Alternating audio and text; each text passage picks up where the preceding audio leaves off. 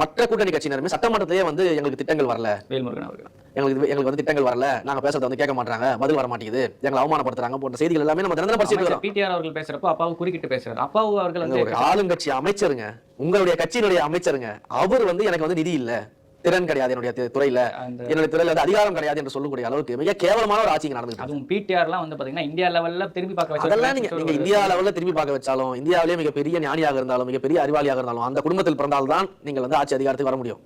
அந்த குடும்பத்தில் பிறந்தால்தான். பிடிஆர் வந்து பாத்தீங்கன்னா ஒரு சிஎம் போஸ்ட் அந்த மாதிரி எதுவும் கேட்கல. ஒரு அவரோட பவருக்கு அவரோட நாலேஜ் எதுவுமே நாங்க தரமாட்டோம். நாங்க பவர், நிதி இது எதுவுமே நாங்க தரமாட்டோம். எல்லாமே வந்து எங்களுடைய ஒரே ஒரு குடும்பத்துக்கு மட்டும் தான் சார்ந்தது. நாங்க சொல்றது செய்யறதுக்கு தான் நீங்க இருக்கிறீங்க, முடிஞ்சா செய்யுங்க. இதுதான் நாங்க மன்னராட்சின்னு சொல்றோம்.